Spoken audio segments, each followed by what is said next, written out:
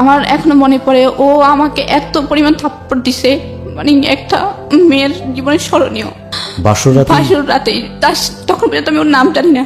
ওর সাথে আমার প্রথম কথা এটাই ছিল, ওর সাথে আমার বলা প্রথম কথা এটাই যে হ্যাঁ ছিল হাজব্যান্ড ওয়াইফ। প্রথম ইন্ট্রোডিউস আমি ভাবলাম যে শুরুটা হয়তো অনেক সুন্দরভাবে হবে, যে ও আমার নাম জিজ্ঞেস করবে বা জিজ্ঞেস করবে যে আমি ভবিষ্যতে কি হতে চাই, আমাকে ওইভাবে করতে যাবে, যে আমি কি হতে চাই আমাকে ওই বানানোর চেষ্টা করবে, যে পড়াশোনা কন্টিনিউ করবো। আমাকে প্রথমে জিজ্ঞেস করলো যে তোর নাকি একটা ছেলের সাথে সম্পর্ক ছিল, আমাকে ফোন দেয়। বলার পরে আমি বললো যে হ্যাঁ ছিল। ও আমাকে এত পরিমাণে থাপ্পড় দেয়, মানে থাপ্পড়ের পর থাপ্পড় 2 হাত দিয়ে দিয়েছে, 2 গালে দিতেছিল। আমি খুব জোরে কান্না করি। আমার নাম নিশি। নিশি, বয়স কত? 19 বছর 8 মাস। 19 বছর 8 মাস। কোথায় থাকছেন এখন? এখন আছি নর্দায়। নর্দাতে। আর জন্ম জেলা? আমার হোম ডিস্ট্রিক্ট হচ্ছে নোয়াখালী। নোয়াখালী সদরে। এই অনুষ্ঠানটা শোনেন নিয়মিত বলতে একবারে সেই কলেজ লাইফ থেকে, কলেজ বলতে ইন্টার ফার্স্ট ইয়ার থেকে রেগুলার শোনেন? রেগুলার। এবং তখন কি মনে হতো যে জীবনের গল্প কখনো এখানে এসে বলবেন? হ্যাঁ, তখন আমার মনে হতো, কিন্তু আমি তখন ভাবতাম যে আমি তো তখন নোয়াখালী ছিলাম, কলেজে ছিলাম, আসি নাই। আমি এতই ভক্ত যে ইউটিউবে দেখতাম। আচ্ছা। তারপরে হচ্ছে আপনাদের যে 21শে ফেব্রুয়ারির পরে যে একটা বই ছিল, একটা আরজেকি বিয়ার দিয়ে আই লাভ আরজেকি বিয়ার প্রথম পেজে লেখা ছিল। তারপরে 10টা গল্পের, হ্যাঁ ওই বইটা আমি ফার্মগেটে ছিলাম হোস্টেলে, তখন ওই বইটা আমি অনলাইনের মাধ্যমে নিই। আমি বুঝতে পারছি আপনি খুব ম্যাড ফ্যান। ঠিক আছে, শুনি আপনার জীবন গল্প ছোটবেলা থেকে, যেখান থেকে বলার আপনি বলুন প্লিজ। ছোটবেলা থেকে শুরু করতে হচ্ছে, আগে আমার আম্মুর দিক থেকে শুরু করি, যে কারণ আমার আম্মুর পর থেকে আম্মু হচ্ছে একটা নোয়াখালীরই একটা সদরের একটা সম্ভ্রান্ত ফ্যামিলির মেয়ে। আমার নানাও হচ্ছে একজন সাংবাদিক ছিল। তো ওই হিসেবে ওনাদের ফ্যামিলি ব্যাকগ্রাউন্ড খুবই ভালো। আমার নানুর বাবা ছিল ইঞ্জিনিয়ার, নানুরা সবাই। কিন্তু আম্মু অত পড়াশোনা করার সুযোগ পায় না, ক্লাস 10 পর্যন্ত পড়াশোনা করে। তো ক্লাস 10-এ এক সাবজেক্ট খারাপ হওয়ার পর আম্মুর আর পড়াশোনা করায় না। আর আম্মু নিজে থেকে আগ্রহ ছিল না, আম্মু কাজের মাধ্যমে ছিল সবসময়, যে ঘরের কাজ করবে এই। তারপরে আম্মুর হচ্ছে 3 বোন 2 ভাই। তো আম্মুর পর্যায়ক্রমে আম্মুর বিয়ে হয় হচ্ছে ফেনী জেলায় একজন আদম ব্যবসায়ীর কাছে বিয়ে হয়। তাই সেটা নানা জানতো না যে আম্মুর মানে যাকে মেয়েকে বিয়ে দিচ্ছে ছেলে আবার যে আদম ব্যবসা করতে জানে, যে বিজনেস করে, MA পাস ছেলে। কিন্তু উনি জীবিকার তাগিদে আদম ব্যবসা করতে বিদেশে লোক আনা, চিটিংবাজিও ছিল। তো নানা আবার এটা পছন্দ করতো না, কারণ নানা হচ্ছে অনেস্ট লোক, তারপরে আবার হচ্ছে মিডিয়ায় কাজ করে। নানা এটা কোনোভাবে নিতে পারতো না। তারপরে যাই হোক, মেয়ে বিয়ে দেওয়ার পরেও আম্মুরদের ঘরে হচ্ছে কি, আম্মুর সংসারে মানে আম্মু হচ্ছে সদরের নোয়াখালীর, আর আম্মুর বিয়ে হয় হচ্ছে ফেনীতে, মোটামুটি অনেকটা দূর, অন্য একটা জেলা। তো ওইখানে বিয়ে হওয়ার পরে আম্মুর বিয়ে হওয়ার 13 বছর কেটে যায়, কোনো সন্তান হয় না। মোটামুটি এদিক থেকে কিন্তু আম্মু খুব একটা অশান্তিতে ছিল, মানে শ্বশুরবাড়ির থেকে অনেক কথা শুনতো, আবার এখানে বাড়িতে আসলে অনেক কথা শুনতো যে কেন ছেলে মেয়ে হয় না। তারপর হচ্ছে এখানে আব্বুর দিক থেকে আম্মু কিন্তু হ্যাপি না। আব্বু আদা ব্যবসা করে, 6 মাস থাকে পালানো, 6 মাস থাকে বাড়িতে। কিন্তু আব্বুর একটা কি, ওনাদের আব্বুদের ফ্যামিলি আবার পুরোটাই শিক্ষিত। আব্বু আবার আমাদের ওখানে ফেনী জেলার সেক্টর কমান্ডার ছিল, মুক্তিযোদ্ধা। তো মুক্তিযুদ্ধের সেক্টর কমান্ডার থাকা অবস্থায় উনি, তারপরে ওই সময় আর ওই যে মুক্তিযুদ্ধের অতটা মূল্যায়ন করা ছিল না, ওনার জীবিকা ছিল না, তো উনি আদম ব্যবসায়ী করতো। তারপরে আম্মুর অতটা খরচ বিয়ার করতো না, অনেক ফ্যামিলিতে শ্বশুরবাড়িতে যে আমার দাদি করতো, কোনো রকম মানে খাওয়া দাওয়া চলতো আর কি। আম্মু কোনোভাবে করতো না, যে ফ্যামিলি থেকে আসতো ওই ফ্যামিলি ভাবে। তারপরে আম্মু কিন্তু হ্যাপি ছিল, এটা কি দাদু আদর করতো। তো আম্মু যখন 13 বছর পর্যন্ত কোনো ছেলে সন্তান হয় না, আব্বু কি করলো, কোথা থেকে একটা মেয়ে এনে দিল, 7 মাস বয়সের, ছোট্ট একটা 7 মাস বয়সের মেয়ে। আম্মু জানে না যে কোত্থেকে এনে দিচ্ছে, কিন্তু আম্মু খুবই এক্সাইটেড, কারণ আম্মু হচ্ছে বড় খালা, মেজো খালা, বড় মামি, ওদের যত ছেলে মেয়ে হয়েছে সবগুলোর ছেলে মেয়ে কিন্তু আম্মু মানুষ করছে। আম্মু একদম কোলে পিঠে খাওয়ানো সব কিছু আম্মু করছে। আম্মু বাচ্চাদের প্রতি খুব এক্সাইটেড ছিল, আর ওই বাচ্চাদের খুব আদর করতো। তো যখন একটা 7 মাস বয়সের বাচ্চা দেয়, আম্মুর বলে যে কি এটা আজকে থেকে তোমার। আম্মু আর কিছু জিজ্ঞেস করে না, আম্মু শুধু জিজ্ঞেস করছে যে মেয়েটার তো আমার, হ্যাঁ বুঝলাম, পুরো কাগজপত্র করে নিয়ে আসছো, হ্যাঁ কাগজপত্র করে নিয়ে আসছি, মেয়েটা হচ্ছে আজকে থেকে তোমার, এটা আমাদের মেয়ে, আমরা বড় করব। তারপরে ওই 7 মাস বয়সের মেয়ে, আম্মু জিজ্ঞেস করে যে মেয়েটার টাইম অফ বার্থ কবে। তো বললো যে, আমি ওর মাকে জিজ্ঞেস করলাম যখন আনি, তখন ওর মাকে জিজ্ঞেস করলাম, বললো যে কি 1998 সালের 15 নভেম্বর। তো আম্মু এটা আবার লিখে রাখে, তারপরে হচ্ছে বাচ্চাদের ছোট যখন থাকে আবার এই যে হাম বা নিউমোনিয়ার জন্য টিকা দেওয়া হয় 5টা বা 7টা সামথিং, ঠিক যায় না। তো ওই টিকা দেওয়ার জন্য ওই টিকার কার্ডে ডেটটা উল্লেখ করে রেখে দেয়।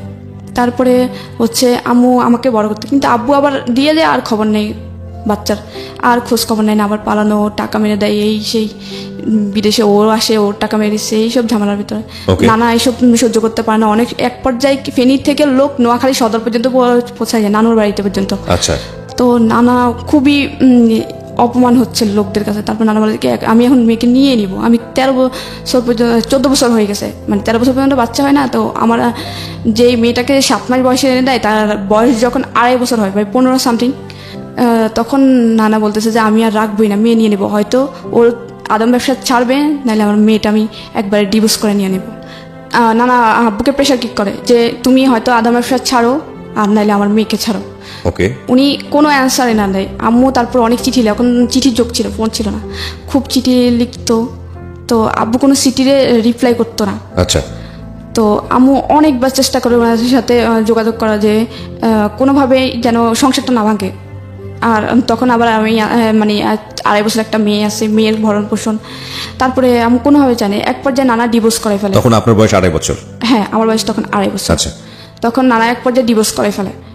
ডিভোর্স করানোর পরেও মানে আব্বু ডিভোর্স পেপারটা অ্যাকসেপ্ট করে না। তারপরে নানা ডিভোর্সটা পেপারটা দিয়ে আম্মুর দিয়ে সাইন করে পাঠায়। পাঠানোর পরে কিন্তু মেয়ে যদি ডিভোর্স দেয় 3 মাস পরে কিন্তু ওটা কনফার্ম হয়ে যায়, ছেলে অ্যাকসেপ্ট করুক বা না করুক।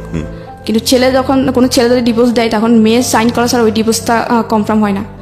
তো ডিভোর্সটা কনফার্ম হয়ে যায়। হয়ে যাওয়ার পরে আম্মু এখান থেকে এদিক দিয়ে কান্নাকাটি নানুর বাড়িতে। আর মামিরা ছিল একটু অন্যরকম, আর কখনোই কোনো ননদদের সহ্য করে না, মানে এই ভাইয়ের বউরা ননদদের সহ্য করে না। আবার একটা মেয়ে নিয়ে থাকবে ডিভোর্সি, তার মানে অবশ্যই ওদের কষ্ট বের হবে। তারপর আমি ওইখান থেকে সেলাই মেশিনে কাজ করতো, মোটামুটি টুকিটাকি কাজ করে মোটামুটি খরচ জোগাতো। তারপরেও এই যে নানা বলতো যে না, এভাবে তো মেয়েটার জীবন যায় না, দেখি মেয়েটাকে আবার একটা বিয়ে দিই। তারপরে আম্মুর একটা জায়গা থেকে বিয়ের প্রস্তাব আসে। তারপরে আম্মু বলে যে কি না, আমি করবো না বিয়ে। তারপরে হচ্ছে কি বল, আম্মু অনেক জায়গা থেকে আসে বিয়ে, যে কয় না আমি করবো না, আমার মেয়ে আছে, আমার মেয়েকে নিয়ে কেটে দেবো। আম্মু আবার কি ফেনী থেকে যখন আসে আমাকে নিয়ে আসে, মানে হচ্ছে কি 2.5 বছর 7 মাস বছরের বাচ্চাটা, 7 মাসের একটা বাচ্চার মায়া উনি ছাড়তে পারে না, কারণ উনি আগে থেকে বাচ্চা পাগল ছিল। তারপর বাচ্চার মায়া ছাড়তে পারে না, উনি ওই বাচ্চা নিয়ে আসে। আবার যখন আমাকে নিয়ে 2.5 বছর বয়সে নানুর বাড়িতে উঠে, তখন আবার নানা বিয়ে দেওয়ার চেষ্টা করে। নানু আম্মু বিয়ে করতে চায় না। তারপরে এক পর্যায়ে একটা ফ্যামিলি আসে, ওখানে হচ্ছে ওনার হচ্ছে 5টা ছেলে মেয়ে, একটা একদম সবার ছোট যে সেটা হচ্ছে 1.5 বছরের বাচ্চা, তার মানে দুধের বাচ্চা, মেয়ে বাচ্চা। তো ওনার ওয়াইফ হচ্ছে মারা যায়। তারপর আম্মুর বিয়ের জন্য আসার পরে ওই আম্মু বলে যে কি 5টা ছেলে মেয়ে, তারপরে বড় মেয়েটার বিয়ে হয়েছে, তার মানে ওরা এখন বড় হয়ে গেছে, 5টা ছেলে মেয়ের উপর আমি কি থাকতে পারবো?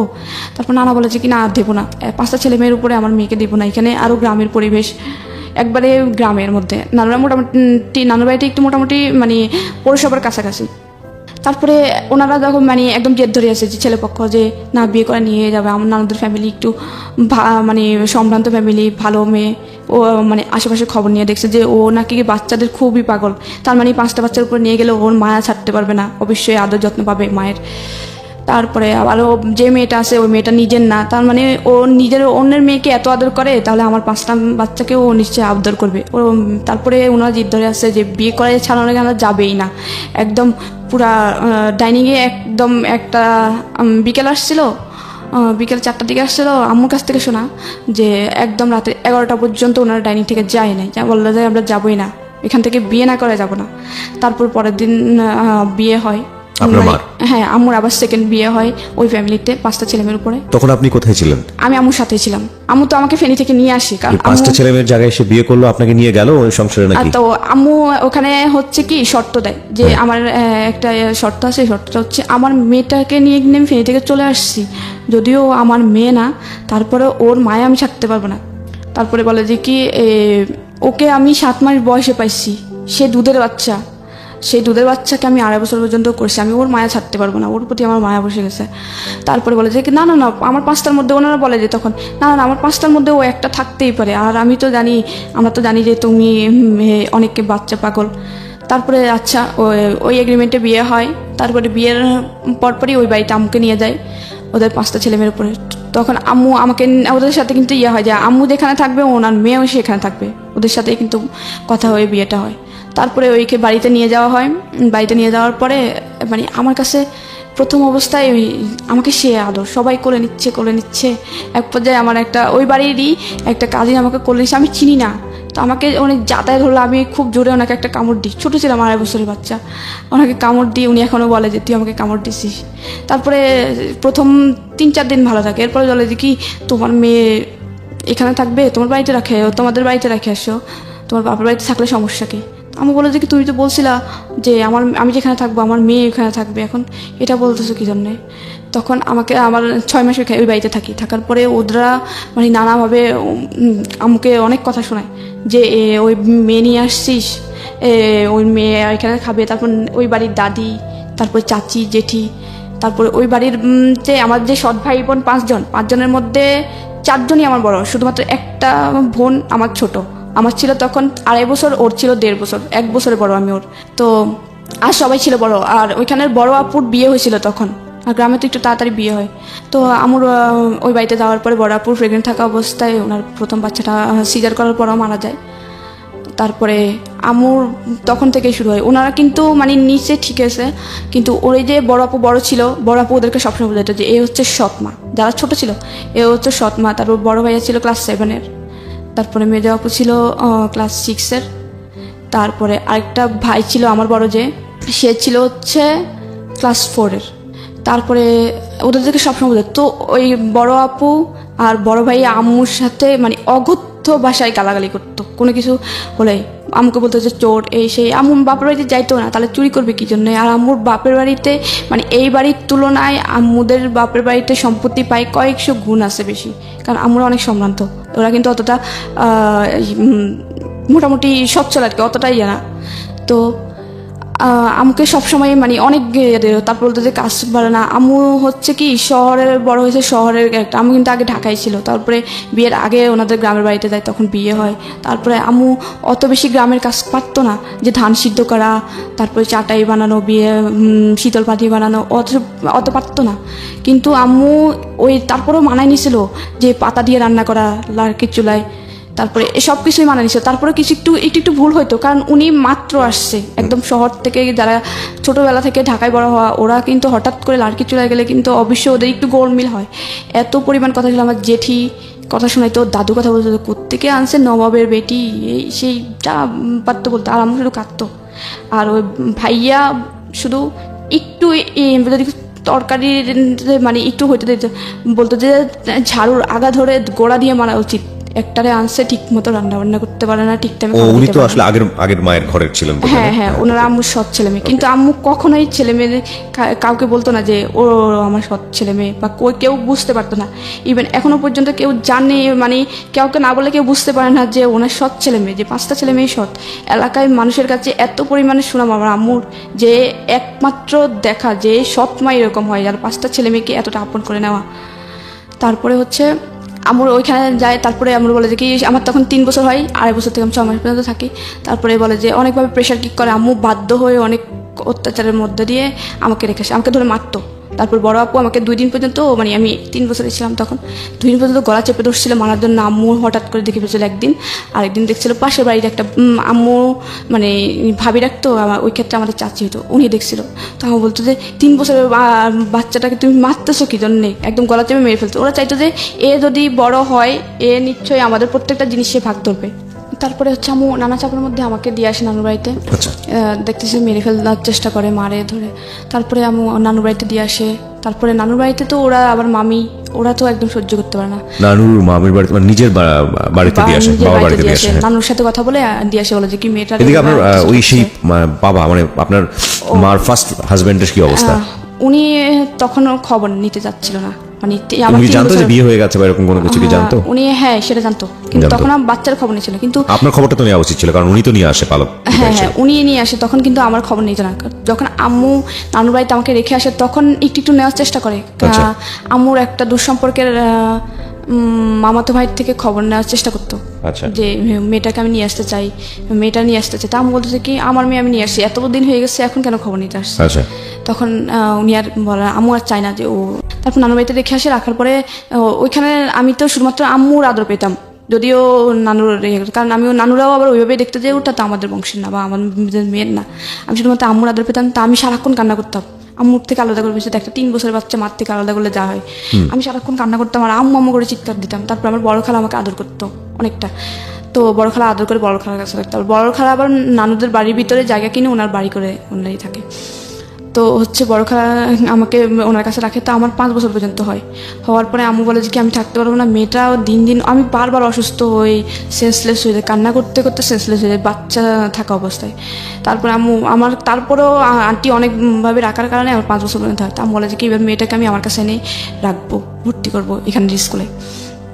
তারপরে আম্মু ভর্তি করানোর জন্য ওই আব্বুর বলে যে কি এখানে তোমার ছেলেটাও আছে, আমার মেয়েটারও তোমার একসাথে এক স্কুলে ভর্তি করাই, তাহলে ওর তো এখন স্কুলে দেওয়ার সময় হয়ে গেছে। তারপরে বলে যে কি না না এখানে কেন দিবে, ওইখানেই থাক। তারপরে আম্মু তারপর অনেক কান্নাকাটি করে তারপরে অনেক সালিশ হয় আর কি। তারপর মুখামুখি বলে বসে বিয়ের সময় যারা ছিল যে বলে যে কি মেয়ে নিয়ে বিয়ে বসছে, এখন মেয়ে মানতে চায় না, আমার মেয়েটার তো আমি বিয়ে করবো, ওর কষ্ট শুধুমাত্র ওদের বাড়িতে থাকবে, হয়তো একটু খাবে, আর প্রত্যেকটা জিনিস জামা কাপড়ের পড়াশোনার সব কষ্ট আমি বের করবো। তারপর মেয়েটা আমার কাছে থাকুক, আমি মেয়েটার সাথে থাকতে পারবো না। কিন্তু ওদেরকে খুব আদর করতো, কারণ আমার ছোট বোনটা 1.5 বছরের ছিল, দুধের বাচ্চা, ওরে খুব আদর করে বড় করে। ও আমার আম্মুরে মা বলে ডাকতো, কারণ ও তো বাচ্চা ছিল, আম্মু এইভাবে বড় করে। কিন্তু অন্য সবাই কিন্তু আম্মুর সাথে খুবই বাজে ব্যবহার করতো, আম্মু আদর করতো। ফারুক ভাইয়া যখন মানে বড় ভাইয়া যখন 7-এ ছিল, তখন 7 থেকে ভাইয়া পড়াশোনা করতে যেত না, কিন্তু ভাইয়ারে খুব চাইতো পড়াশোনা করো করো করো পড়াশোনা করো। তারপরে আমাকে অনেক সালিশ হয়ে এলাকার মুরব্বী যারা ছিল বিয়েতে, তারপর নিয়ে যায় ওই বাড়িতে। নিয়ে যাওয়ার পরে আমাকে ফার্স্ট ক্লাস 1-এ ভর্তি করে। তখন আমার আবার জন্মের তারিখ একটু চেঞ্জ করে দেয়, যে আমার যখন 15 নভেম্বর ছিল ওই বয়সে আমাকে ভর্তি করতে পারতেছিলাম। ওই সময়টা থেকে আপনি জানতেন যে এরা আপনার অরিজিনাল বাবা মা না? না না, আমি জানতাম না, কারণ আমি বুঝতাম না। আম্মু বুঝাইতো যে ও তোমার বাবা, ও তোমার ভাই, ও তোমার বোন। তা আমি বলতাম যে ভাইয়া ভাইয়া। কিন্তু আমার মাঝে মাঝে বলতাম আম্মু বড় ভাইয়া পপিকে আদর করে আমাকে করে না কেন, এটা কিন্তু আমি খুব প্রশ্ন করতাম আম্মুকে। আচ্ছা আচ্ছা। আমার কিন্তু মনে আছে যে এটা আমি খুব ইয়ে করতাম যে আম্মু বড় ভাইয়া পপিকে আদর করে আমাকে করে না কেন, আমি তো ভাইয়া রাখি। ও আমি যদি বলতাম যে ভাইয়া বলে এবার ধরতাম, ঠাস করে থাপ্পড় মারতো, ঠাস করে থাপ্পড় মারতো, যদি শর্ট এটা বলে থাপ্পড়। তো আমার আবার বুঝতাম যে নিশ্চয় কোনো সমস্যা, আমি ভাইয়া রাখি তারপরেও কেন জানি আমাকে আদর করে না। বড় আপু তো পাইলে গলা, যেখানে আমাকে একা পাবে সেখানে গলা চাপে, যেখানে একা পাবে সেখানে গলা চাপে। তারপরে আম্মু সালিশের পরে আমাকে যখন নিয়ে আসে ভর্তি করে ওইখানে একটা স্কুলে, জন্ম তারিখ চেঞ্জ করে 1 জানুয়ারি দেয়। 15 নভেম্বরে ভর্তি করতে পারতেছিল না, যে এত ছোটো মেয়ে ভর্তি করবো না ক্লাস 1-এ। তারপরে ওদের সাথে আমরা, তারপর ক্লাস 4-এর যে ভাইয়া ছিল ওরে আবার আমাদের সাথে, ও পড়াশোনায় ভালো ছিল না, আমি বললো যে ওর তো এখনো বয়স বেশি হয় না, ওরে 1-এ দিয়ে দাও। তো ওরা 1-এ দিয়ে দেয় আমার সাথে। আমি তারপর আমার ওই ভাইটা, আমার সৎ ভাই, আমার বড় যেটা ওটা ছোটো মেয়েটা, তারপরে আমার একটা চাচাতো বোন, ওই বাড়ির চাচাতো বোন, আমরা 3 জন একসাথে ক্লাস 1-এ ভর্তি হই। তো আমাদের যখন ভর্তি হয় তখন আমাদের রুল ছিল হচ্ছে, আমার ভাই ছিল হচ্ছে 43, আমার ছিল 44, আমার ওই বোনের ছিল 45, আমরা সিরিয়ালে ভর্তি হই। ভর্তি হওয়ার পরে তারপরে আমাদের জন্য আম্মু বলে যে কি, আম্মু আব্বুরে বোঝায় যে ফারুক মানে বড় ভাইয়া তো পড়াশোনা করে না, ওর জন্য এমন একটা ছেলে রাখো ও যেন পপিকে পড়াইতে পারে, পলিরে পড়াইতে পারে, আমার নাম হচ্ছে নিশি, আমাকে পড়াইতে পারে, ফিরোজকে পড়াইতে পারে এবং পলিরে পড়াইতে পারে, ফারুকরে পড়াইতে পারে। ফারুকরে বুঝায় ওর সমবয়সী কাউকে নাও বা ওর থেকে একটু বড় কাউকে নাও, যেন ওরে বুঝায় ওর বন্ধু ওর পড়াশোনা করতে পারে। তারপরে হচ্ছে আমাকে ক্লাস 1-এ যখন ভর্তি করানোর পরে টিচার রাখা হয়, তারপর টিচারে পড়াশোনা করাতো। তো আমি ওদের চেয়ে একটু পড়াশোনা ভালো ছিল, ওদের সবার চেয়ে। মানে বাড়ির ভিতরে যখন আমাদের 3 জন একসাথে ভর্তি হয়, 3 জনের থেকে কিন্তু আমি ফার্স্ট। আবার বাড়ির ভিতরে আমাদের ঘরে 5 ভাই বোনের সাথে কিন্তু আমি পড়াশোনা একটু ফার্স্ট ছিলাম।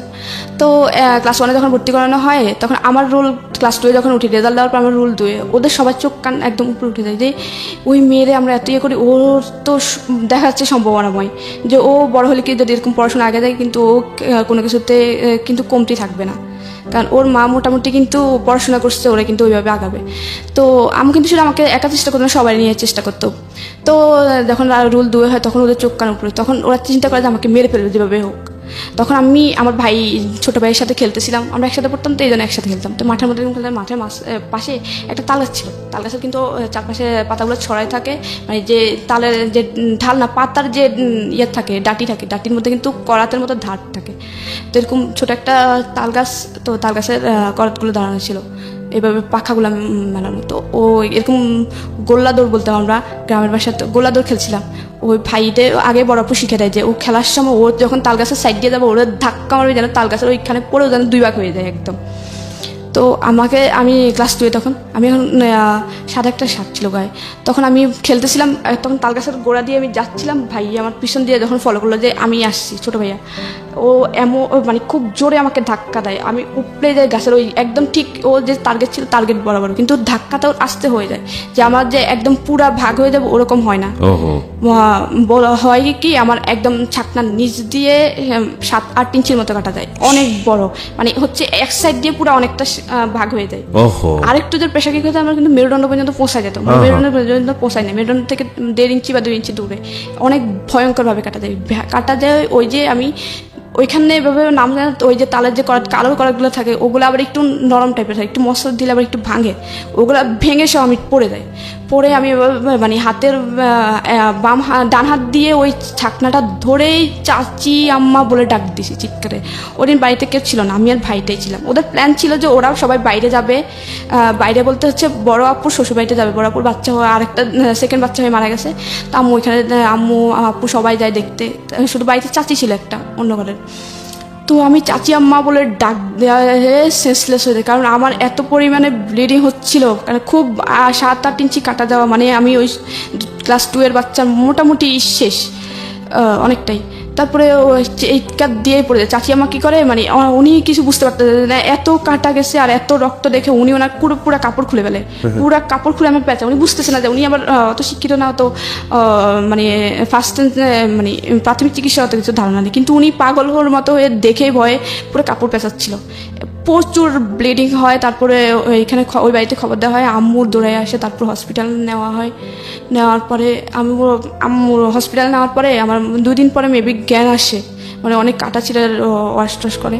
তারপর 2 দিন পরে জ্ঞান আসে, বলে আম্মু ভাই আমার ধাক্কা দিছে। আমার সাথে মুখ চাপে বলে যে এটা পড়িস না, বললে তোর আব্বু কিন্তু তোর ভাইয়েরা মারবে, তারপরে হচ্ছে তোর বাড়ি থেকে বের করে দেবে। আম্মু খুব কান্নাকাটি, কেন যেটা কথা, আম্মু শুধু ডাইকে এটা বললো যে পিয়স তুই ওটা ধাক্কা দিছিস, কেন আমি ওটা ধাক্কা নিছি, কিন্তু বলছে যে তুই ধাক্কা দিছিস, ও কিন্তু মরে যেত, তোর কি একটু মায়া হয় নাই যে ও তোকে কোনো ক্ষতি করে, তোর তো বোনও। আমি ওটা বুঝে গেছে, তারপর আমার কিছু বলে নাই, চাইছিল যে এটা নিয়ে একটা সালিশ করতে যেভাবে, তারপরে আর করে নাই। অনেকে প্রায় 3 মাস পরে আমি ভালো হয়। তারপরে আবার ক্লাস 2 থেকে আমার 3-তে ক্লাস রুল 1 হয়। তারপর ওদের মানে নানা অত্যাচার আছে, আব্বু মারতো খুব, এসব নিয়ে কিছু বললে মানে দাদি শিখে দিত যে ও ছেলে মেয়ে নিয়ে করবে না। তারপর 4-এ যখন উঠি তখন 4-এ উঠি, হ্যাঁ, তখন আমার রুল 1 হয়। 1 হওয়ার পরে যখন 5-এ উঠবো, এর আগে ভাইয়া কী করে, এলাকায় একটু রাজনীতি করতো, ওই যে এলাকার হেড স্যার, আমাদের গ্রামের হেড স্যারের সাথে কথা বলে যে ও হচ্ছে আমার বোন, ওরে যদি এবার 4-এ যদি ফেল না করে এসেছিস তোর কিন্তু এলাকায় থাকতে দিব না, কীভাবে করবি জানি না। তো উনি কী করে, উনি ভয় পেয়ে উনি আমাকে ফেল করায় ক্লাস 4-এ। এখন এটা তো পুরো অবিশ্বাস্য যে ক্লাসের ফার্স্ট গার্ল সে কখনো ফেল করতে পারে না, তাও আবার ক্লাস 4 থেকে 5 উঠবে। তারপর আমি খুবই কনফিউজ, কারণ আমি বললো যে আমি ওরে পড়াই, আমি জানি ওর পড়াশোনা কেমন। তো আম্মু বলে যে কি আমি ওই খাতা চ্যালেঞ্জ করবো, যে আমি খাতা দেখবো, আমার মেয়ের খাতা দেখে তারপর আমি মানবো যে আমার মেয়ে ফেল করে। আমি প্রচুর কান্না, আম্মু আমাকে খুব মারে যে ফেল করছিস কি জন্য, নিশ্চয়ই তোর খারাপ।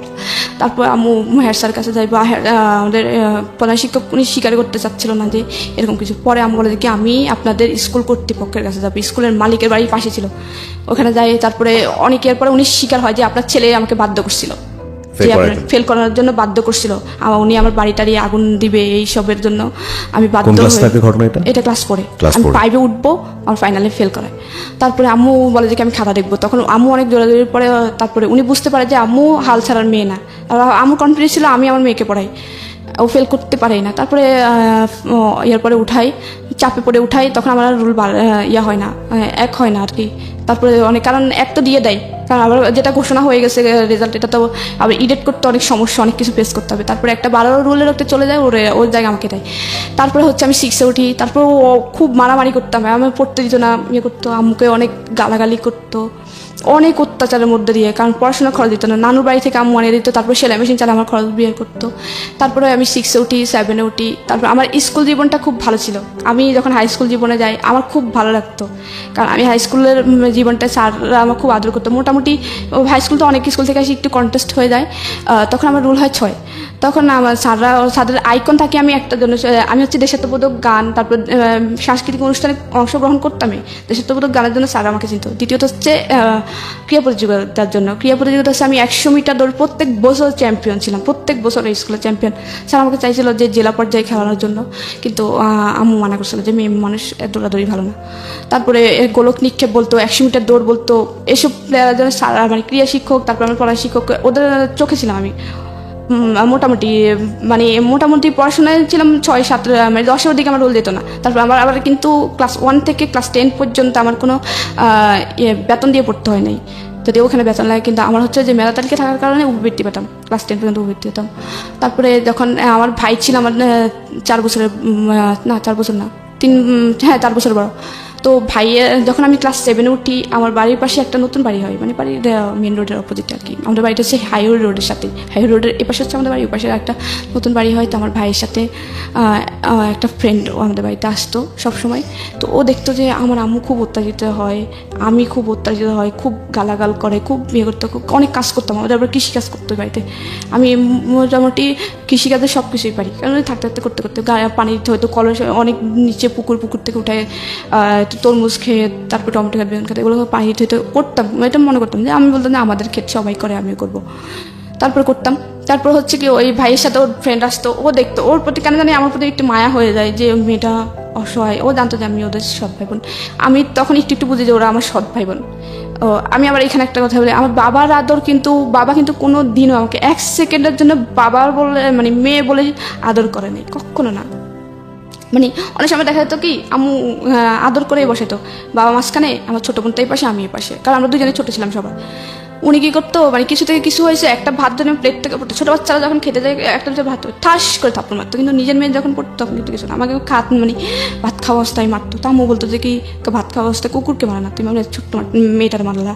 তখন আমু উল্টা মার দেওয়া হয়তো, কথা বলবি কিনা, মু করতে পারবি না, একদম ডিরেক্ট বলতো যে তোর মেয়ে কিন্তু তোর না, আবার আমার খাচ্ছে, আমি যেভাবে চালাবো ওইভাবেই। তারপর এরকম ছিল। তারপর ওই ভাইয়ের বন্ধুর সাথে, ভাইয়ের বন্ধুটা আমাদের বাড়িতে প্রায় আসতো ওর সাথে সাথে, তো আমার প্রতি মায়া পড়ে যায়। তারপরে তখন আবার ওদের স্কুলে আমাদের স্কুল ভিন্ন ছিল, তো ও কী করতো, আমার প্রায় সময় আমাদের স্কুলে আমার সাথে, আমি স্কুলে যেতাম একদম লাস্ট টাইম যেতাম, মানে স্কুল 10টায় বসতো, 10টায় যেতাম, মানে 10টা একটু আগে বের হয়ে দৌড়ায় যেতাম। অনেক সময় যে হাজিরা রোল কল করতেছিল, আমি তখন দৌড়ায় যায় রুমে ঢুকতাম। তো ও কী করতো, সাইকেল নিয়ে আমার পিছনে পিছনে আসতো, ও একটু আস্তে আস্তে একটু ইনভলভ হচ্ছিল। তো ও একদিন আমাকে 7 থাকতে প্রপোজ করার পরে আমি বললাম যে কি ওদের সাথে আমার সাথে যায় না, কারণ আমি ওদের ফ্যামিলির সৎ মেয়ে, আমাদের সাথে যায় না। তারপরে ও আমাকে আস্তে আস্তে বুঝাতো। যখন ক্লাস 8-এ উঠি তখন আমি বললাম যে একটা ভালো ছেলে আমাকে এত আদর করে, এত বুঝায়, মানে আমি আদরের প্রতি অ্যাডিক্টেড ছিলাম, কোনো জিনিসের না, যে আমি শুধুমাত্র মায়ের আদর পাইছি জীবনে, বাবা কি জিনিস আমি কখনোই বুঝি নাই। তারপরে হচ্ছে ভাই কি জিনিস তা তো নাই। তো ও যখন আদর করতো, মানে যে আমাকে একটু আদর করতো, আমি তার প্রতি মানে খুবই ভক্ত হয়ে যেত। ও আমাকে একটু আদর করতো, কেয়ার করতো, তো আমি ওর তো তারপরে এইটা বলি যে হ্যাঁ 7-এ ও আমাকে প্রপোজ করে, এটা আমি হ্যাঁ বলি। তারপরে হ্যাঁ বলার পরে আমাদের প্রেমটা একটু কন্টিনিউ থাকার পরে তারপরে জেএসসি পরীক্ষা ছিল। জেএসসি পরীক্ষা দেওয়ার পরে ও হঠাৎ করে বলে যে কি আমার বোন বলছে যে আপনার সাথে কথা না বলতে, ও আমাকে আপনি করে বলতে, আমি আপনাকে বলতে, কথা না বলতে। আমি কেন জানি ওই জেএসসি পরীক্ষার সময় আমার সমাজ পরীক্ষা ছিল, আমি খুব কান্না করি যে ও কেন আমার সাথে কথা বলবে না। ও হঠাৎ করে বলতেছে যে আমি আপনার সাথে রিলেশনটা কন্টিনিউ করবো না, আমার বোন বলছে আপনার সাথে কথা না বলতে, ওর বোন আমার ব্যাপারটা একটু জানে। তা আমি আর কিচ্ছু বলি না, আমি খুব কান্নাকাটি করি। এক পর্যায়ে তখন আমি খুব কান্নাকাটি করি। তারপর কেন জানি আমি ওকে খুঁজতাম। তারপরে আমার জেএসসি পরীক্ষা শেষ হয়, বাড়িতে চলে আসি। জেএসসি পরীক্ষাটা আবার মাইদিতে আমার ছোটো মামার, মানে আমাদের জেলার শহরে আমার ছোটো মামার বাসা ছিল, তো ওইখান থেকে আমি জেএসসি পরীক্ষাটা দিই, আমাদের কেন্দ্র ছিল ওইখানে। তো আসার পরে ওর সাথে ওর দেখাও হয় না, যে ও আমাকে কখনো ফোনও দেয় না। আমার মায়ের ফোন দেয় বলতে আমার তো ফোন ছিল না, আমার ফোন দিত, তো আর কখনো ফোনও দিত না। তো আমি খুব কান্নাকাটি করতাম যে আমি এখন ওটা মিস করি, যে ও আদর করতো, আদরটা পাচ্ছি না। আদর বলতে কি? আদর বলতে হচ্ছে কি, মানে ও আমাকে বুঝাইতো যে এই শুনো, ভাইয়া যখন মারবে কিছু বলিও না, পড়াশোনা করিও, দেখবা মানে এক কিছু সময় পরামর্শ দিত, ভালো কিছু পরামর্শ দিত, এটাকে আপনি মানে আদর বলছেন? ওকে, হ্যাঁ। খুব মায়া করতো যে এটা করো জি। না, এটা করো না, জি। এই কেয়ার করতো যে অসুখ হলে এই করো এই করো। তারপরে আমি মানে কেন জানি ওরে খুব মিস করতাম এই আচ্ছা। টাইমটাতে। মিস করার এক পর্যায়ে আমি ক্লাস 9-এ উঠি। ওঠার পরে আমি ওর মানে স্কুল আসার সময় ওরে মিস করতাম। ও আগে আমার স্কুলে আসার সময় পিছন পিছন আসতো, আবার স্কুল ছুটি হলেও পিছন পিছন যাইতো। ও ছিল অন্য স্কুলে, ও লেজার টাইমে পালাই চলে আসতো আমার জন্য। আচ্ছা। আইসা তারপরে আমার ছুটির টাইমে স্কুলের সামনে দাঁড়িয়ে থাকতো, একসাথে যেতাম। তারপরে হচ্ছে ওর আমি ওর সাথে অনেকদিন পর্যন্ত যোগাযোগ না থাকায় আমার খুব খারাপ লাগে। এক পর্যায়ে আমার কেন জানি মনে হলো যে আমার ওর সাথে কথা বললে মনে হয় যে ভালো লাগে। তো এরকম সবার ছিল, আমি সবার কাছ থেকে শুনতাম যে সবার আল্লাহর কাছে কিছু চাইলে মানে সবাই বলতে যে পাওয়া যায়। তো আমি সবারতে আল্লাহর কাছে বলি যে আল্লাহ আমার সাথে যেন ওর সাথে 1 সপ্তাহের ভিতরে দেখা হয়। আমার কেন জানি মনে হচ্ছে ওরকে একবার দেখি, আর কিছু না। তারপর সবার তো পরের দিন স্কুল সাধারণ সবারই বন্ধ থাকে। তারপরে এর পরের দিন হচ্ছে স্কুল ছুটি হয়। হঠাৎ করে আমি বাড়ি থেকে বের হয়ে স্কুল দিকে যাচ্ছি হেঁটে, হঠাৎ দেখি যে ও পিছন দিয়ে দৌড়ায় দৌড়ে আসে। এরপর আমি ওরে দেখে আমার কিন্তু রাগ, কারণ ও হঠাৎ করে আমাকে সাথে সাথে কথা বলা অফ করে দিছে। আমি যদিও চাইছি যে ওর সাথে দেখাও, কিন্তু আমার মধ্যে একটা রাগ কাজ করছিল। তখন আমি আরও জোরে জোরে হাঁটতাম, কারণ আমি ওই যে দৌড়ে ফার্স্ট ছিলাম 100 মিটার দৌড়ে। আমি খুব জোরে হাঁটতাম, আমার সাথে হাঁটে ও পারতো না। আমি খুব দৌড়ে হাঁটে ওর সামনে, অনেক সামনে চলে যায়। ও বলছে কি দাঁড়ান না, আমি আপনার জন্য দৌড়ে আসলাম, আপনি এত জোরে হাঁটতেছেন কেন, মেয়ে মানুষ এত জোরে হাঁটে কীভাবে? তারপর আমি বললাম যে মনে মনে বললাম যে এতদিন পরে আসছে, আমার খবর নিতে আমি কথা। তো আবার আম্মুর ফোন দেয়, আবার কন্টিনিউ হয় রিলেশনটা কন্টিনিউ হওয়ার পরে ক্লাস 9-এ আমি কেউ জানতো না তখন যে আমি ওর সাথে কথা বলি, কেউ জানতো না তখন। ক্লাস 9-এর ফাইনাল পরীক্ষা ডিসেম্বরে 2012 সালে আমার ফাইনাল পরীক্ষা চলছিল। 2 বিশেষ সাবজেক্ট পরীক্ষা গেছিলো 2012 সালের 4 ডিসেম্বর হচ্ছে। ওর সাথে আমি রাত্রে সন্ধ্যার সময় কথা বলছি, লুকায় কথা বলতাম, ওরে একটা মিস দিলে ফোন দিত আমার ফোন দিয়ে। তারপরে যখন ও সন্ধ্যা কথা বলি, তারপর হঠাৎ করে এখানে একটা কথা, ওর এর আগে কিছুদিন জ্বর ছিল, প্রচুর জ্বর ছিল। জ্বর ছাড় থাকার পরে ও অনেক ওষুধ খায়, অনেক ডাক্তার কাছে যায়, হসপিটালে যায়, কোনো কিছুতে ওর জ্বর ভালো হচ্ছিল না। তারপর হঠাৎ করে একদিন বড় একটা হসপিটালে যায় ডাক্তার দেখায়। ডাক্তার দেখানোর পরে ওকে মেডিসিন দেয়, অ্যান্টিবায়োটিক। ওর বুক ভরে বমি হয় মেডিসিন খাওয়ার সাথে সাথে। তখন আমি সাথে সাথে বলি যে ক্যান্সার না তো, কারণ ক্যান্সার না তো বলি কি যে আমাদের বাড়ির পাশে একটা ছোট বাচ্চা ছিল, বাচ্চাটা হচ্ছে এরকম অনেকদিন জ্বর ছিল। তারপরে এরকম অ্যান্টিবায়োটিক খাওয়ানোর পরে ও বুক ভরে বমি করছিল, রক্ত বমি করছিল। বমি করার পরে তাকে ঢাকা নিয়ে যাওয়া হয়, ঢাকা মেডিকেলে। তারপরে আনার পরে ওর বলে যে কি ওর ব্লাড ক্যান্সার। ইভেন ওর ব্লাড ক্যান্সারটা খুব 3rd স্টেপে, ফার্স্ট স্টেপ না 3rd স্টেপে। তখন চিকিৎসা নেয়, ওর 2 মাস পরেই মারা যায়। তখন আমার মানে বুকের ভিতরে একটা অজানা ভয়, যে আমি ওর সাথে সাথে বলে ফেলি যে ক্যান্সার না তো, বলে আরে না কিসের ক্যান্সার হবে, হয়তো টাইফয়েড কিছু একটা। তারপরে ওই দিন আমি যখন ওর সাথে সন্ধ্যার সময় কথা বললাম 4 ডিসেম্বর 2012 সালে, কথা বলার পরে 9টার সময় ও নাকি সেন্সলেস হয়ে পড়েছে, আমি জানি না। তারপর সকালবেলা আমি যখন ঘুম থেকে উঠে ভাবির সাথে নাস্তা বানাইলাম, আবার বড় ভাই বিয়ে করে, ভাবি আমাকে আদর করতো। আবার ভাবি দেখতো যে আম্মু ওনাকে আদর করে, ওই হিসেবে আমাকে আদর করতো। কিন্তু ভাইয়া কখনোই বোন বলে বলতো না, কখনো ডাকতো না যে এদিকে। তারপরে পরের দিন মানে 5 ডিসেম্বর হচ্ছে, আমি সকালবেলা উঠলাম, ওঠার পরে ভাবি বললো যে কি, ওর নাম ছিল নিরু, ছেলেটা যার সাথে আমার সম্পর্ক ছিল। ও বললো যে কি নিরু অসুস্থ হয়ে গেছে, কালকে রাতে নাকি ও সেন্সলেস হয়ে পড়ে যায়, মুখ দিয়ে এরকম রক্ত বেরিয়েছিল। তারপরে ওরে মাইদি হসপিটাল নেওয়া হয়েছিল, হসপিটালে বলছিল ও নাকি স্ট্রোক করছে, ওর নাকি ব্রেনে রক্তক্ষরণ হচ্ছে। তারপরে ওর শরীরে ব্লাড নেয়, তারপর ওর মাঠ থেকে 1 ব্যাগ ব্লাড নিয়ে ওর ঢাকা নিয়ে গেছে। আমি তো পুরো সাথে মনে হয় আকাশ থেকে বললো, কারণ ওর সাথে আমি সন্ধ্যার সময় কথা বলছি, কিন্তু ভাবি জানতো না যে আমি ওর সাথে কথা বলি বা কোনো একটা রিলেশন, কেউ জানতো না। তখন আমি সাথে সাথে দৌড়ায় আসি ঘরে, রান্নাঘর থেকে দৌড়ায় আসি নাস্তা বানানো রেখে। তারপরে আমার ফোন নিয়ে ওর ফোন দিয়ে, ওর ফোন অফ। তারপর মানে ভাবি ওদের সাথে যোগাযোগ করে, কারণ ভাবিদের রিলেটিভ ছিল। তারপরে বলে যে কি ওর শরীর খুবই খারাপ, ওর এখনো ঢাকা ডাক্তার বলতেছে যে ও স্ট্রোক করে না, ওর অন্য কোনো সমস্যা, বুঝতেছে না। তারপরে আমি খুবই কান্নাকাটি করি, খুবই, যে জানি ক্যান্সার না তো, মানে ক্যান্সার হয় না নাকি হয়ে যায়। এত পরিমাণ কান্নাকাটি করি যে পুরো এলাকার মানুষ আমাকে দেখে তাকিয়ে যায় যে কি। তারপর সবার মোটামুটি বুঝার বাকি ছিল না যে ওর জন্য কাঁদবে কি জন্য। আমি ঘুমাতাম, মানে তখন থেকেই কিন্তু মোটামুটি একটু অ্যাবনর্মাল ছিলাম, কারোর সাথে কথা বলার কথা অফ হয়ে গেছে। আমি ঘুমাতাম, ঘুমের মধ্যে হঠাৎ করে চিল্লায় কান্না করতাম। মানে আমি শুধু স্বপ্নে এটা চিল্লায় কান্না করতাম, এই জন্য স্বপ্নে এটা দেখতাম যে ওর লাশ নামাচ্ছিল অ্যাম্বুলেন্স থেকে, ওর লাশ নামাচ্ছিল ঠিক যেই 4 বছর একটা বাচ্চা এরকম ক্যান্সার মারা গেছিলো, ওর লাশ যেভাবে নামা ওর লাশ ওভাবে নামাচ্ছিল। এটা দেখে স্বপ্নে আমি শুধু কান্না করতাম, মানে খুব ভয়ঙ্করভাবে কান্না করতাম। মোটামুটি 3 মাসের মতো আমি আপনার আমার পরীক্ষা দেওয়ার হয় না, মানে ফাইনাল পরীক্ষা চলে কিন্তু ফাইনাল পরীক্ষাটা দেওয়া হয় না। তারপরেও স্যাররা মানে জানতো যে আমি, স্যাররা সবাই আমাকে অনেক আদর করতো, কারণ আমি সাংস্কৃতিকভাবে ওদের আইকন ছিলাম। তারপরে ক্রিয়ার দিক দিয়েও, তারপর পড়াশোনাও খারাপ ছিল না, 7-8 রুলের ভিতরে সবসময় থাকতো। তারপরে এটার জন্য স্যারা বলে যে কি থাক, ওর পরীক্ষা না দিয়ে আমরা ওকে টেনে উঠাবো, দেখি ও ভালো হয় কিনা। তখন আম্মু ওদের সাথে যোগাযোগ করে যে আমার মেয়েটা তো এইভাবে অসুস্থ হয়ে গেছে, ওরে তো কিছু বুঝতেছি না, যে ওরা যদি বলে যে কি যে তোর খাওয়া দরকার, ও খাওয়াইতে হবে, যে ওর গোসল করতে হবে, ওর ফ্রেশ হতে হবে, ও কিছুই বুঝতেছে না। ওরা যে কিছু একটা বললে ওদের শুনবে সেটাও করতেছে না, শুনতেছে না, কিছু যে নিজে থেকে করবে সেটাও করতেছে না, পুরো অ্যাবনর্মাল হয়ে গেছে। আপনার কথা বলছে? হ্যাঁ। তো সারা এটা এসে দেখে যায়, নিজের চোখে এসে দেখে যায়। তারপর আমাকে 9-এ উঠায়। 9-এ উঠানোর পরে 9 থেকে 10-এ উঠায়, 10-এ উঠায়।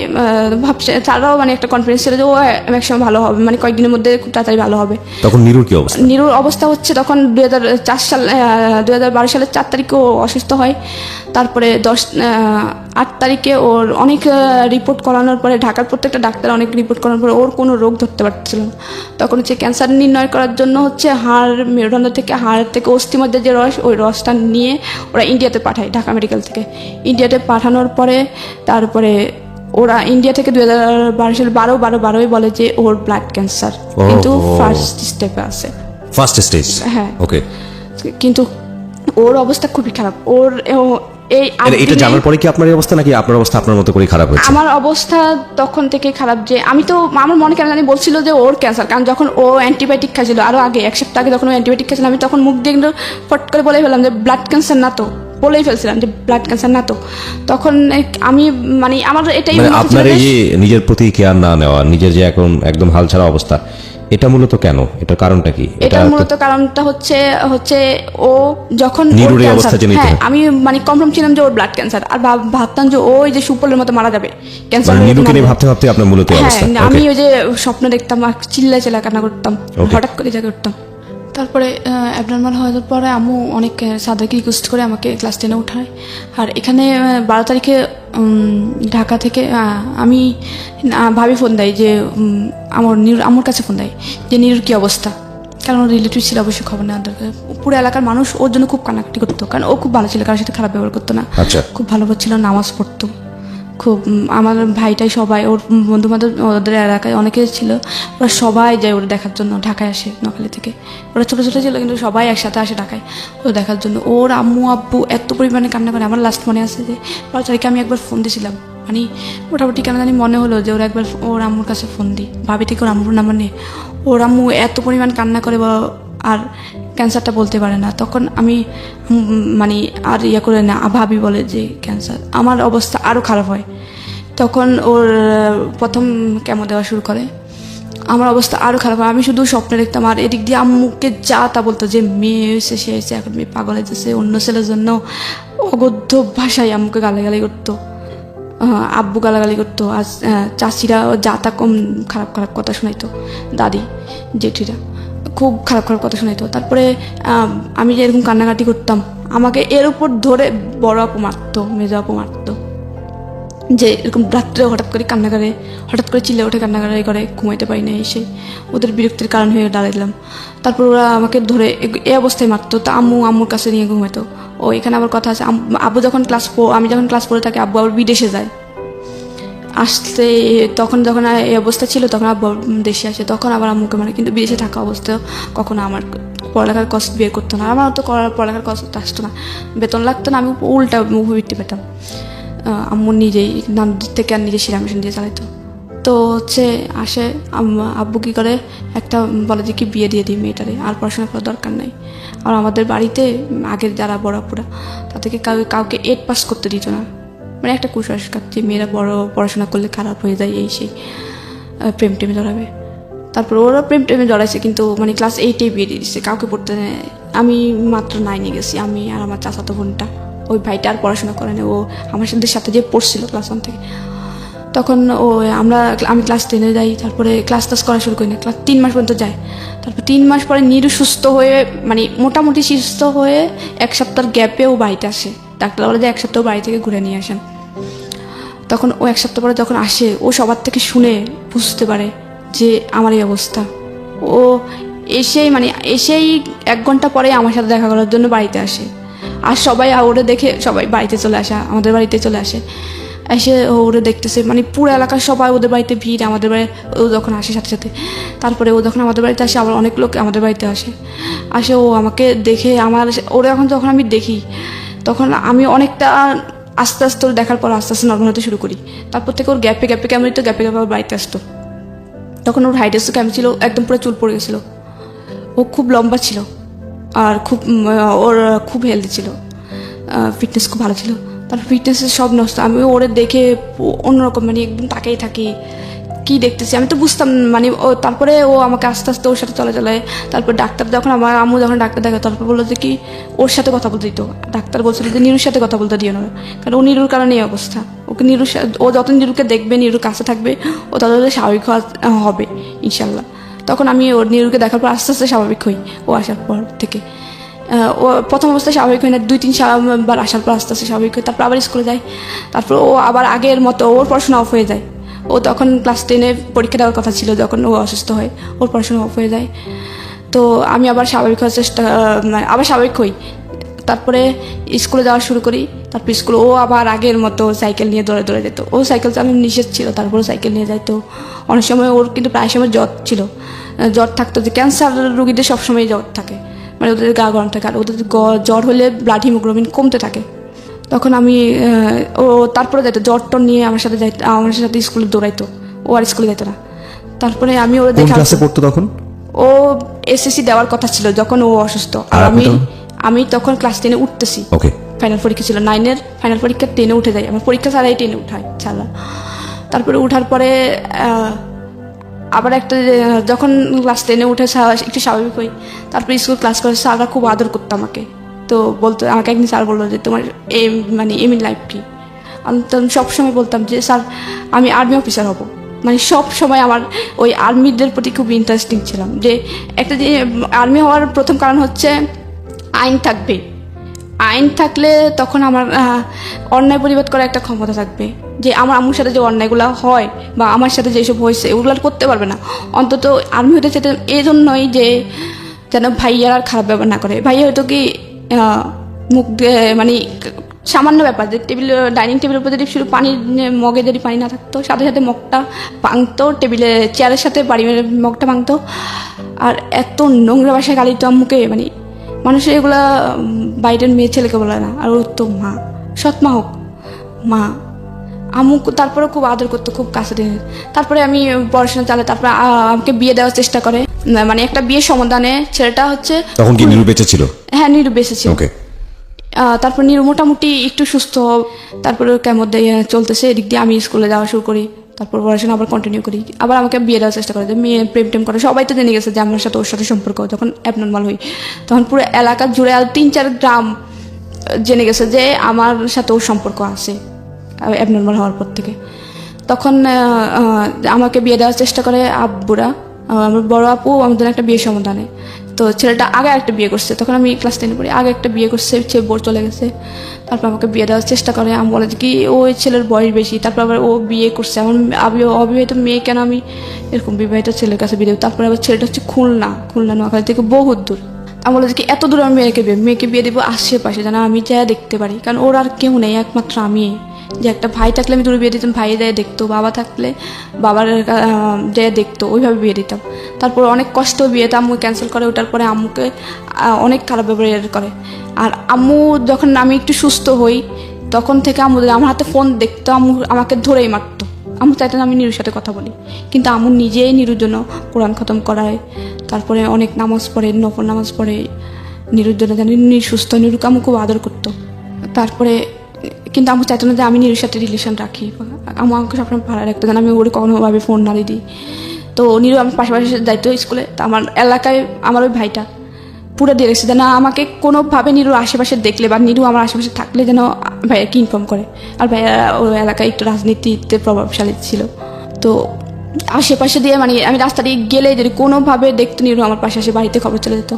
তারপর আম্মুকে বকা দিত, আম্মু আমাকে যখন যেটা পেত হাতে, অনেক সময় ধরা যাচ্ছে প্লেট আছে প্লেট দিয়ে মারতো, অনেক সময় হাত পাকা ছিল হাত পাকা দিয়ে মারতো, অনেক সময় সুপারি কাটা লোহার যে ছোতরা ওটা দিয়ে মারতো, মানে যখন যেটা হাতে থাকতো ওটা দিয়ে মারতো। তারপরে এই মানে কোনোভাবে চাইতো না যে নিনুর সাথে। তারপরেও আমি লুকাই ওর সাথে কথা বলতাম।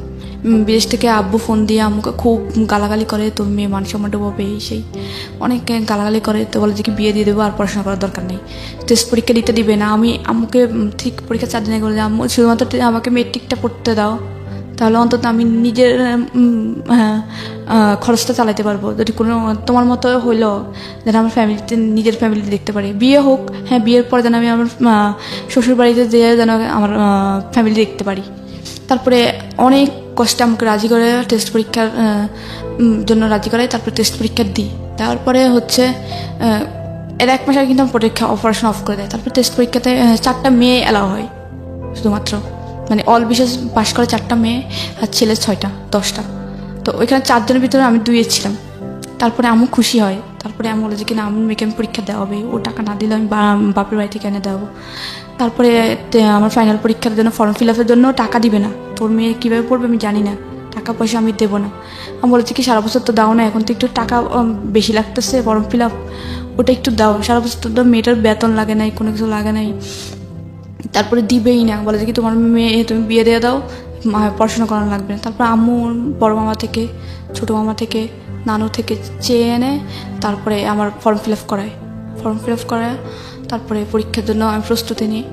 তারপর ফাইনাল পরীক্ষা দিই। তো যখন ফাইনাল পরীক্ষার প্রথম দিন আমি আমার পরীক্ষার সময় সবাই আম্মুকে জেঠি চাচি সবাইকে পা ধরে সালাম করে যেতাম। আম্মু শিক্ষা দিয়েছিল সবসময় কারোর সাথে এখন প্রথম ইন্ট্রোডিউসে সালাম দিবা, অনেক বেশি মুরব্বী হলে পা ধরে সালাম করবা, পরীক্ষার সময় পা ধরে সালাম করবা। তারপরে পরীক্ষার সময় আমি ভাইয়াকে সালাম করতে চাই ভাইয়ার রুমে পরীক্ষার ফার্স্ট দিন, যে ভাইয়া পরীক্ষা দিতে ভাইয়ার সাথে সাথে আমাকে দেখেই কম্বল দিয়ে মুখ ঢাকে ফেলে, তখন শীতকাল ছিল, ফেব্রুয়ারি পছন্দ করতেন আপনাকে। আমি তারপরে সালাম দিতে গেলাম যে ভাইয়া পরীক্ষা দিতে যাচ্ছি আমি। তারপর ভাইয়া মুখ ঢাকা অবস্থা বাইরে বলি যে ভাইয়া আমি পরীক্ষা দিতে যাচ্ছি, দোয়া করেন। তারপর পরীক্ষাটা যাওয়ার পরে পরীক্ষা দিই কন্টিনিউ। পরীক্ষাটা ওইভাবে কেউ নিয়ে যেত না, তখন আম্মুর কাছে টাকা ছিল না। আম্মু কি করে স্কুল থেকে একটা বাস ইয়ে করে যে এখান থেকে প্রায় অনেক ছেলে মেয়ে একসাথে একই বাসে যাবে আসবে, পরীক্ষা হলে নিয়ে দিয়ে আসবে আবার নিয়ে আসবে একটা বাস। তো আমি ওই বাসে দিয়েছে কারণ বাসে খরচ কম, এই জন্য কেন যাও। তারপর এইভাবে যাই। আমার খারাপ লাগতো যে পরীক্ষা কেন সবার মা আসতেছে, কারো বাবা আসতেছে, কারো ভাই আসতেছে, কখনো আমার কেউ আসে না। একদিন আমার ক্লাসমেটদের আমার বান্ধবীদের একজন যাইতো, কিন্তু আমার কেউই আসতো না। তারপরে একদিন নিরু আসে, আমি যখন বললাম যে আমার খারাপ লাগে, তারপর ও ঢাকা থেকে যখন কেমন দিয়ে যায় তারপরে তখন আবার ও যায় কেন্দ্রতে। আচ্ছা, তারপরে পরীক্ষাটা দিই, পরীক্ষার রেজাল্ট আসে, রেজাল্ট তো ভালো হয় না, 4.60 আসে। তারপরে আমি ভাইয়ারে বলি যে ভাইয়া আমি পাস করছি। আমি বলেছি কি তুমি ভাইয়ারে বলো যে ভাইয়া আমি পাস করছি, আমি বলি বড় ভাইয়ারে যে ভাইয়া আমি পাস করছি। ভাইয়া বলে যে কি হ্যাঁ শুনছি, ব্যাস আর কোনো কিছু না। তারপরে আমার খুব খারাপ লাগে যে আমি আমাদের এলাকার মধ্যে ভালো করছি। আমার আগে 2টা মেয়ে ছিল শুধুমাত্র, একটা প্লাস পাইছে আর একটা হচ্ছে 4.83 পাইছে ওই। তারপর আমি ছিলাম 3য়। তারপরে আমার খারাপ লাগে যে আম্মু খুশি, অনেকেই খুশি, আমার ভাই চাচাতো বোনও কিন্তু ভালো রেজাল্ট করেন, 3.23 পায়। তারপরে এত ভালো রেজাল্টের পরও ভাইয়া একটু মোটামুটি ভালো গ্রামের জন্য, ভাইয়া একটু বললো না যে ভালো করছি সামনে আর ভালো করি। তারপরে আবার বিয়ের জন্য চাপ দেয়। তারপরে আমি হচ্ছে কি দেখি যে কি আমার কষ্টকে বিয়ে করবে না, আমি আমাকে বলে যে আম্মু সরকারি কলেজে। তা আমরা যে সরকারি কলেজ হচ্ছে জেলা শহরে, তুই এখান থেকে যাবি কীভাবে, আসা যাওয়ার খরচ, বুঝলাম যে কোনো খরচ হবে না, কিন্তু আসা যাওয়ার খরচ যাতায়াত ভাড়া করতে দেবো। হচ্ছে আম্মু একটা ম্যানেজ হয়ে যাবে, তুমি অতটা শুধুমাত্র আমি বাস যাবো, আমি বাসে উঠতে পারতাম না। তারপর বলতাম যে বাসে যাবো, আমি বাসে উঠলে বমি করতাম। তারপর বললাম তুমি বাসে যাবো আম্মু, আমি সরকারি কলেজে পড়বো, দেখি না যদি চান্স পাই তো লাগছে, আমার সার্টিফিকেটে থাকবে যে গভর্নমেন্ট ওমেন্স কলেজ, কোনো বেসরকারি কলেজ না। তো আমি বলে যে কি আচ্ছা আম্মু না, হ্যাঁ এর ভিতরে বলে আচ্ছা ঠিক আছে দেখ। তারপর আমি ফর্ম নেওয়ার পরে আমার আসে, তারপরে আসার পরে আমি ভর্তি হই, আর নাম থেকে টাকাই না আম্মু ভর্তি করাই, আম্মুর কিছু টাকা জমানো ছিল। তারপর আবার ওই যে ক্লাস 10 পরীক্ষার পরে এসএসসি পরীক্ষার পরে একটা উপবৃত্তি দেওয়া হয় 2300 টাকা। তো আমার খরচ হয়েছিল ভর্তি হইতে 1900 টাকা। তো আমি ওই টাকা দিয়ে ভর্তি, তারপর ওই আসা যাওয়ার খরচ মোটামুটি চলো। তো আব্বু আবার এর ভিতরে আসে, আমার পরীক্ষা মানে ইন্টার মাত্র ভর্তি হয়েছি, 1 মাস গেল, মানে 3-4 দিন আমি কলেজে গেছি। তারপর বই লিস্ট দেয়, তারপর নানু আম্মুরে বলে নানু টাকা দেয়, বই কিনি, নতুন বই কিনি। আব্বু হঠাৎ করে আইসে কয়েকদিন পরে বলে যে কি মেয়ে বিয়ে দিয়ে দেবো। আমি বলে যে কি মেয়ে মাত্র ভর্তি হলো সরকারি কলেজে, মেয়ে পড়তে দাও। তারপরে কি করে একটা ছেলে আসে দেখতে হঠাৎ করে একদিন। আবার আমি টিউশনি করতাম, এর ফাঁকে ফাঁকে টিউশনি করতাম, একটা 9-এর মেয়ে পড়াতাম। তারপরে হচ্ছে কি আব্বু একটা ছেলে পাঠায় আমাকে দেখার জন্য।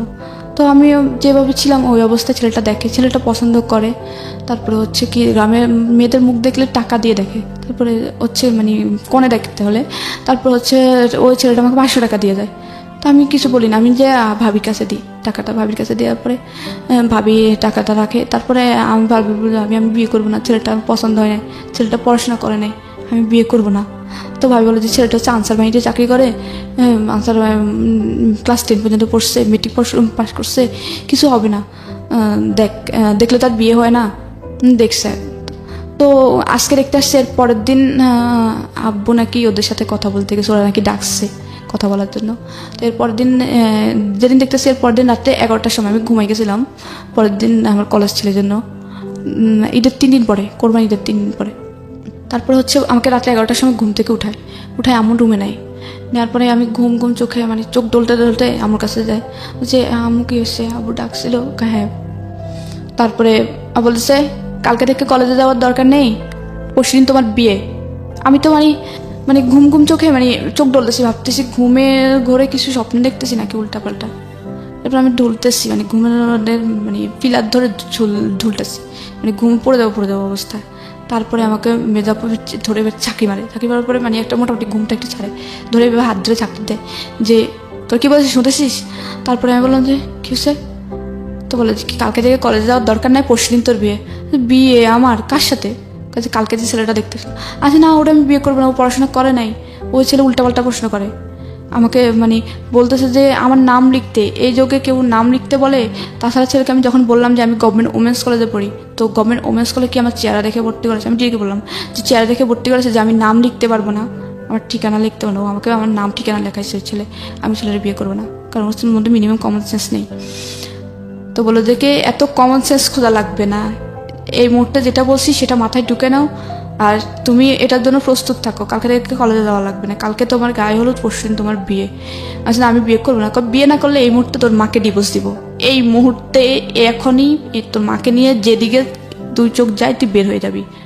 আমি বললাম যে এখানে মাকে টানতেছেন কি জন্যে? আব্বুরে বললাম আমি বিয়ে করব না, আর আপনি তো আমার খরচ চালাচ্ছেন না পড়াশোনার, আমি আপনাদের বাড়িতে থাকতেছি আর খাইতেছি, ওটা আমি আপনাদের কাজের মেয়ের মতো যতটুকু ঘরের কাজ করে দিচ্ছি, ওই ক্ষেত্রে কাজের মেয়েরা কিন্তু ঘরের থেকে কাজ করে খায়, আবার টাকাও নেয়, আমি তো আপনাদের থেকে 1 পয়সাও নিচ্ছি না, শুধু তো কাজ করে দিচ্ছি টুকটাক, আর খাচ্ছি আর থাকতেছি, এইটুকুই।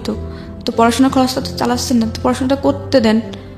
তো বলো যে কি না পড়াশোনা করা লাগবে না, আমি যেটা বললাম আমি কথা দিয়ে আসছি বিয়ে যদি না করতে চাও এই মুহূর্তে তালাক দিব।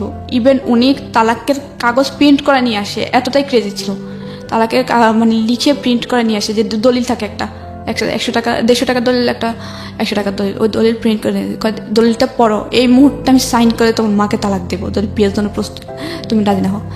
তখন আমি আম্মুর দিকে তাকাচ্ছি, আম্মু কান্নাকাটি করতেছে।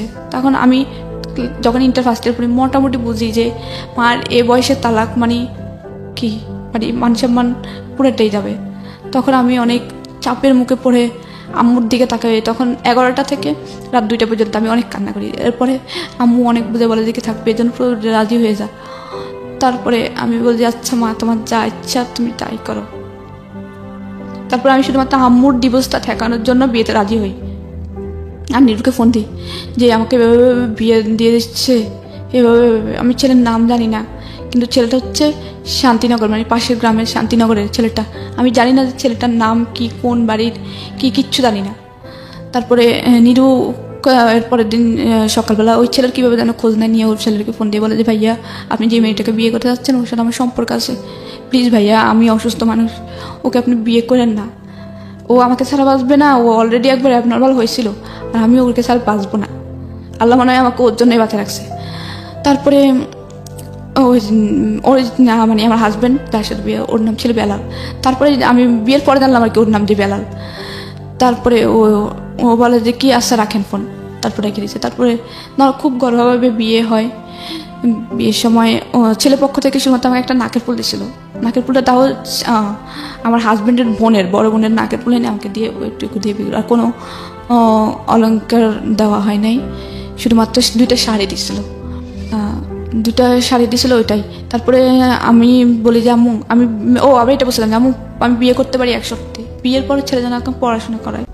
তুমি শুধুমাত্র ছেলেটাকে এটা রিকোয়েস্ট করো যেন আমাকে পড়াশোনা। আমি পড়াশোনার প্রতি খুবই ইন্টারেস্টেড ছিলাম যে আমি পড়াশোনা করবই যেন আমার একটা ইয়ে থাকে যে আমার কেউ নাই, আমার পড়াশোনা আছে, এটা আমারই থাকবে, এটা কেউ কখনো নিতে পারবে না। তো আমি বলা যে কি আমি ছেলের সাথে কথা বলছি, ছেলে তোমাকে পড়াশোনা করাবে, তুমি চিন্তা করো না। তারপরে আচ্ছা আমি কিন্তু এদিক দিয়ে নিরুকে বলে রাখছি যে তুমি আমাকে কোনোভাবে নিয়ে যাও। তখন নিরু খুবই অসুস্থ ছিল, ওর হাইড্রোজের কেমন ছিল, ওর খুবই প্রচণ্ড বুকে ব্যথা ছিল, খুব অসুস্থ ছিল, ও কিছু করে না। তখন ও চিন্তা করলো যে আমি ওটাতে নিয়ে আসবো। ও খুব কান্না করছিল, খুবই ওর ফোনের মানে ওই দিনের কান্নাটা, মানে খুব চিৎকার করে কান্নাটা আমার কানে এখনো বাজে। নিরু, হ্যাঁ। তো আমি বললাম যে তুমি আমাকে নিয়ে যাও প্লিজ, আমি এখানে থাকলে আমার বিয়ে দিয়েই দেবে, আম্মুর ডিভোর্স হয়ে যাবে আমি যদি বিয়ে না করতে পারি, এখানে থাকা অবস্থা বিয়ে না করলে তুমি কোনোভাবে পালায় নিয়ে যাও। ও বলে যে কি আমি পালায় নিব কি, নিতে পারতেছি না এখন এই মুহূর্তে, আমি তোমাকে আর ছাড়তে পারতেছি না, বা পালায় নিয়ে যাবো সেটাও পারতেছি না। আমি যে একটা রোজগার করে নিয়ে তোমাকে পালায় নিয়ে কিছু একটা করে খাবো বা একটা দিন তোমাকে চালাবো, একটা দিন চালানোর মতো ক্ষমতা আমার মধ্যে নাই, ওই এবিলিটি আমার নাই। কারণ আমি আমার বাবার উপর ডিপেন্ড, আমার বাবা আমার সম্পূর্ণ ক্যান্সারের কষ্টে বিয়ার করতেছে। এই অবস্থা আমি তোমাকে নিয়ে কি করব? আমার নিজের রাস্তায় পড়ে মরতে হবে, কারণ আমার ক্যান্সার চিকিৎসা না করলে আমি শেষ। তারপর ও খুব কান্নাকাটি করে। তারপরে আমার নর্মালিভাবে বিয়ে হয়, আমার 2টা বান্ধবীকে দাওয়াত দিই। আমি খুবই কান্নাকাটি করি, আমার 2 দিনের কান্নায় মানে সারাক্ষণ চোখ দিয়ে পানি পড়ে। তারপর চোখ মুখ ফুলেছিল, আমি ওই ছেলেটা মুখে দিয়ে কিন্তু তাকাইনি যখন আমি দেখতে আসে, তারপর নামও জানতাম না। তারপরে বিয়ে হওয়ার পরে ওকে যখন সদরে দেয়, মানে সদর বলতে জামাই করে নেয়, তো নেওয়াটা শেষ হলো। তারপরে হচ্ছে কি কথা ছিল যে আমাকে উঠে নিবে না, আর 3 মাস পরে উঠে নিবে, বা ছেলেও থাকবে না। তারপরে ছেলে থাকবে না, তারপরে কি ছেলে হঠাৎ করে বলতেছে যে বিয়ের কাজ সম্পূর্ণ সন্ধ্যার পরেই বলতেছে কি ছেলে আজকে যাবে না, ছেলে থাকবে এখানে, মেয়ের সাথে থাকবে। তারপরে রাতে 11টার থেকে মানে নর্মালি ভাবেই ওর সাথে আমাকে দেয়, মানে ভাসুরে দেওয়ার পর আমি ওর নাম জানতাম না। তারপর ভাবি বললো যে ভাবি ছিল আমার, ভাবি আমাকে বললো যে ওকে সালাম করো। আমি নর্মালি ওকে সালাম করলাম, করার পরে ভাবি চলে গেলো, তারপর দরজাটা অফ করলো। আমি ওর নামও জানি না তখন পর্যন্ত। আর ও আমাকে প্রথম বললো যে কি কালকে আমাকে একটা ছেলে ফোন দিয়েছিল, ওর ডিরেক্ট প্রথম কথা এটা, ভাবির যে রুম থেকে বের হয় ও সোজা এটাই কথা ছিল যে কালকে একটা ছেলে আমাকে ফোন দিয়েছিল, ছেলেটার নাম নিরু বলছিল। ছেলেটা বলছিল তোর সাথে নাকি ওই ছেলের সাথে সম্পর্ক ছিল, এটা কি সত্য? তাই আমি ওর সাথে লুকাই না, কারণ ওর সাথে যখন আমার বিয়ে হয়েই গেছে তখন আমি ওর কাছে বলি যে হ্যাঁ সম্পর্ক ছিল, জাস্ট এটা বললাম যে সম্পর্ক ছিল। আমার এখনো মনে পড়ে ও আমাকে এত পরিমাণ থাপ্পড় দিছে, মানে একটা মেয়ের জীবনে স্মরণীয়। বাসর রাতে তখন পর্যন্ত আমি ওর নাম জানি না। ওর সাথে আমার প্রথম কথা এটাই ছিল, ওর সাথে আমার বলা প্রথম কথা এটাই যে হ্যাঁ ছিল হাজব্যান্ড ওয়াইফ। আমার প্রথম ইন্টারভিউ, আমি ভাবলাম যে শুরুটা হয়তো অনেক সুন্দরভাবে হবে, যে ও আমার নাম জিজ্ঞেস করবে বা জিজ্ঞেস করবে যে আমি ভবিষ্যতে কি হতে চাই, আমাকে ওইভাবে করতে যাবে, যে আমি কি হতে চাই আমাকে ওই বানানোর চেষ্টা করবে, যে পড়াশোনা কন্টিনিউ করবো। আমাকে প্রথমে জিজ্ঞেস করলো যে তোর নাকি একটা ছেলের সাথে সম্পর্ক ছিল, আমাকে ফোন দেয়। বলার পরে আমি বললো যে হ্যাঁ ছিল। ও আমাকে এত পরিমাণে থাপ্পড় দেয়, মানে থাপ্পড়ের পর থাপ্পড় 2 হাত দিয়ে দিয়েছে, 2 গালে দিতেই ছিল। আমি খুব জোরে কান্না করি তখন। করার পরে ও আমাকে বালিশ চাপা দিয়ে মুখের মধ্যে বালিশ চাপা দিয়ে ধরে বলে যে গলার সাউন্ড যেন রুম থেকে বের হয়ে না যায়। আমি খুব কান্না করতেছিলাম, কিন্তু আমার ওই পাশের রুম থেকে আমি এত জোরে কান্না করতেছিলাম, থাপ্পড়ের আওয়াজ কিন্তু শোনা যাচ্ছিল, আমার ভাবি শুনতেছিল। শোনার পরে মানে আমার ওর সাথে আমার প্রথম মিটেই খুব খারাপ একটা ধারণা আমার মধ্যে জেগে যায় যে ও আমার প্রথম শব্দটাই থাপ্পড়। আমার প্রথম একটা কথায় আমি ওর তো সত্য বলছিলাম, কারণ আমি যদি ওর মিথ্যে বলি হয়তো ও পরে শুনলে আমাকে অবিশ্বাস করবে যে আমার কাছে লুকাইছিস কেন। এই জন্য আমি সত্যতা বলার পরে আমি ছাপটা মেরে ফেলে নিঃশ্বাস নিয়ে তারপরে বললাম যে আমাকে সত্য বলা একটা অপরাধ ছিল। তারপর আমাকে মানে জোর করে ফিজিক্যাল রিলেশনে জোড়ায়, আর ওটাতে আমার কোনোভাবে ইচ্ছে ছিল না, কারণ ও প্রথম অবস্থায় থাপ্পড় মারে, এতে আমার কোনো ইচ্ছে ছিল না। কারণ আমার তখনই ওর মধ্যে যে ওর প্রথম মিটে যে আমাকে থাপ্পড় মারতে পারে, ওর প্রতি আর কী ধারণা জন্মাবে, আমার ওটা তো কোনোভাবে ইচ্ছে ছিল না যে ওর সাথে আমার ধরন করে কিছু কেউ হোক। তারপর ওর জোর করে ফিজিক্যাল রিলেশন হওয়ার পরে সকালবেলা যখন ঘুম থেকে উঠার পরে আমার অবস্থা খুবই খারাপ, খুবই। ও আমার এমন অবস্থা করছিল, মানে আমার ভাবি, তারপর আমার আম্মু, আপু, আম্মু মানে ভাবি লজ্জায় আর কি, যে বলবো যে কালকে বিয়ে হয়েছে, আজকে হসপিটালে অ্যাডমিট করতেছে, ওহো, লজ্জায় আর ভর্তি করে না হসপিটালে। ও আমার এমন অবস্থা করছিল। তারপরে আমি হাঁটতে পারতেছিলাম না। তারপরে আমার ভাবি আমাকে কি করে, আমাদের পাশের বাড়ির একটা ছেলে দিয়ে ভাবি এমনিতে ফার্মেসি থেকে পেইন কিলার এনে খাওয়ায়। তারপরে আমি ভাবি ওকে ডাকে কিছু নাস্তা করার, সকালে নাস্তা হয়, নাস্তা করার পরে ভাবি ডাকে, বলেছে কি ভাই আপনি মানুষ, প্রথম মিটে ওরে আপনি এত মারা হাসছেন, তারপরে এমন অবস্থা, আপনি কি মানুষ নাকি, জীবনের পাইতেন না, ও তো আপনারই, আপনি কি ওকে একদিনের জন্য পাইছেন যে একদিনের জন্যই ইয়ে করে মেরে ফেললাম বাস শেষ, ও তো আপনার সারা জীবনেরই, আপনি ওর প্রথম অবস্থায় এমন অবস্থা করলেন, লজ্জায় তো কিছু বলতে পারতেছি না, কিছু করতে পারতেছি না। এরপরে ও তখন নিচের দিকে তাকায় থাকে। তারপর আম্মু বলে যে দেখো আমার মেয়েটারে আমি 7 মাস বয়সে পাই, ও আবার আমার এটা জেনে বিয়ে করে যে আমি দত্তক নেওয়া। আমি ওরা অনেক কষ্টে মানুষ করছি, অনেক কষ্টে এই পর্যন্ত আনাইছি। ওর খুব ইচ্ছা পড়াশোনা করা, তুমি প্লিজ ওর পড়াশোনা করে। তারপর বললো যে আচ্ছা ঠিক আছে করাবো। ও আবার আম্মুকে একটু রেসপেক্ট করতো, আব্বুকে রেসপেক্ট করতো। তারপরে এর পরের দিন ও থাকার পরে এরপরের দিন আমি ওর সাথে আর ওইভাবে কথা বলি না। তারপরে ও বলে যে কি কালকে রাত্রের জন্য সরি। তো আমি বললাম যে এটা কোনো মানুষের আচরণ, আপনি আমাকে নর্মালি জিজ্ঞেস করতে পারতেন, আপনি আমাকে মেরে কী মজা পেয়েছেন বলেন তো, আমাকে এতগুলো থাপ্পড় মেরে কী মজা পেয়েছেন বলেন তো। তো বলে যে কি মারছি, প্রেম করছিস কী জন্যে। তো বলে যে সম্পর্ক কয় বছর ছিলাম, 4 বছর। ওর সাথে সাথে মুখ ঘুরে ফেলে কয় যে 4 বছরের সম্পর্ক, কী না কী হয়েছে আল্লাহ জানে। কিন্তু নিরু কখনো আমাকে টাচও করে নাই, অনেস্টলি বলতেছি, নিরু কখনো আমাকে টাচও করে নাই। ও একদম খুবই ভালো ছিল, নামাজ পড়তো 5 ওয়াক্ত। তারপর ওর ক্যান্সার ছিল, ও কখনো ওই ধরনের কিছু ধরতো না, খুবই ভালো ছিল। আমরা সুযোগ পেতাম না, কোনোভাবে কেউ যদি দেখতো রাস্তা দিয়ে স্কুলে যাইতে কথা বলতাম, সাথে সাথেই বাড়িতে মায়ের খেতাম প্রচুর। তারপরে তারপরে আমার বিয়েটা হয় 14 সালের 14ই অক্টোবর। তারপরে 14 সালের 14 অক্টোবর বিয়ে হয়। তারপর আমাকে এর 1 মাস হয় নাই, 7 তারিখে 7 নভেম্বর ওদের বাড়িতে নেওয়ার কথা হয়। তারপরে নিয়ে যাবে, তো আবার তখনই চলে যায়। বিয়ের 2 দিন পরে আবার চট্টগ্রাম চলে আসো, ডিউটি চট্টগ্রাম বন্দরে ছিল, আনতার বাহিনীতে ছিল, তো চলে যায়। এরপরে ও ফোন দিয়ে বলে যে কি পড়াশোনা অফ। আমি তো পুরো আকাশ থেকে পড়লাম যে ও বলছিল যে পড়াশোনা করাবে, আম্মুরে বলছিল, ও আমাকে অর্ডার দিয়েছিল। আমার নতুন বই, একদম বইটা আমি 2 দিন আগে কিনছিলাম, ঠিক নানা থেকে টাকা নিয়ে 2 দিন আগে কেনা বই। আমার খুব খারাপ লাগতো বইগুলোর দিকে তাকায়, যে আমার খুব স্বপ্ন ছিল যে সায়েন্স থেকে পড়বো। আম্মু ফিনান্সিয়াল প্রবলেমের কারণে আমার সায়েন্সে দেয় নাই। তারপর আমি কমার্স নিয়ে পড়ি। তারপর আমার স্বপ্ন ছিল যে আমি আর্মি অফিসার হবো, বিয়ের পরে ডিফেন্সের লোক নেয় না। তারপরে আমার খুব মানে ইচ্ছা ছিল, খুবই ইচ্ছা ছিল যে আমি এমন কিছু। তারপরে ভাবলাম যে তারপর আমি পড়াশোনাটা কন্টিনিউ করবো, তারপর আমি কিছু একটা করবো।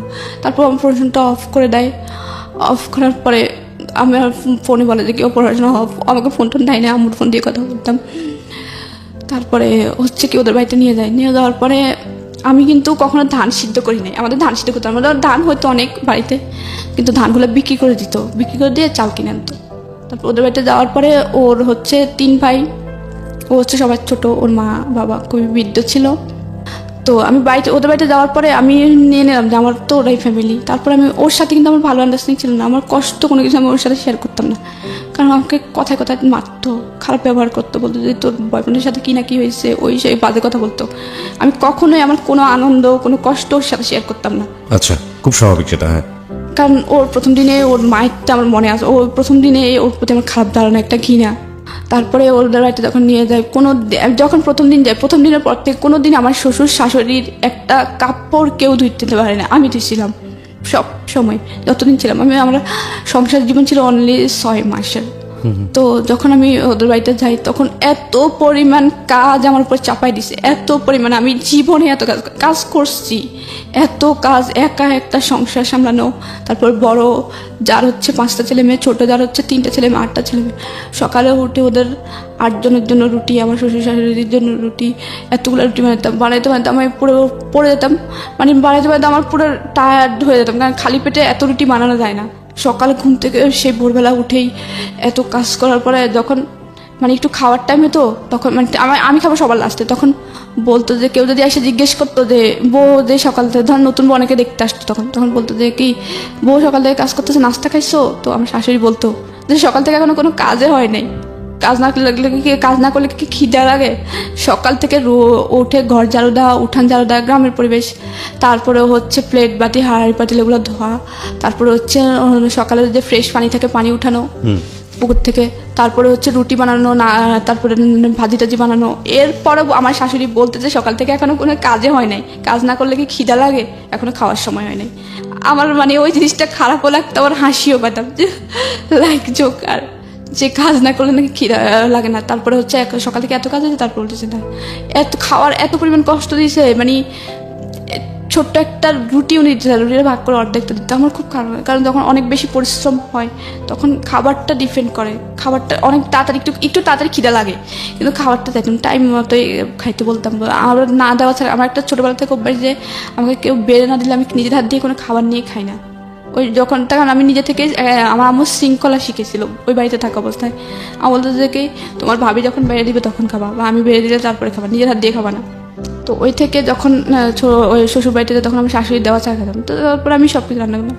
ধান সিদ্ধ করতে দেয় অনেকগুলো, ধান সিদ্ধ 27 মণ ধান সিদ্ধ করি একা একা, ধান অনেক দূরে মাঠে নিয়ে যেতাম, এ করতাম। তারপরে একদিন আবার শ্বশুর বাড়িতে প্রথম মাস যেটা, তো প্রথম দিন হচ্ছে কি আমি আমার শ্বশুরকে দুপুরবেলা ডাকি যে আব্বা উঠেন, খেতে উঠেন। তারপর উনি উঠতেছেন, দেখে উঠেন না, খাবেন না। আমি এটা বললাম যে পরের বার আব্বা ডাকি নাই কেন, শুধুমাত্র এই ইস্যুটা যে পরের বারও কেন আমি আব্বা উঠেন না বলি নাই। প্রথম বললেন যে আব্বা উঠেন খাবেন না, তারপর বললো আব্বা উঠেন না খাবেন না, আব্বা উঠেন খাবেন না এটা বলছি, আব্বা বলি নাই কেন।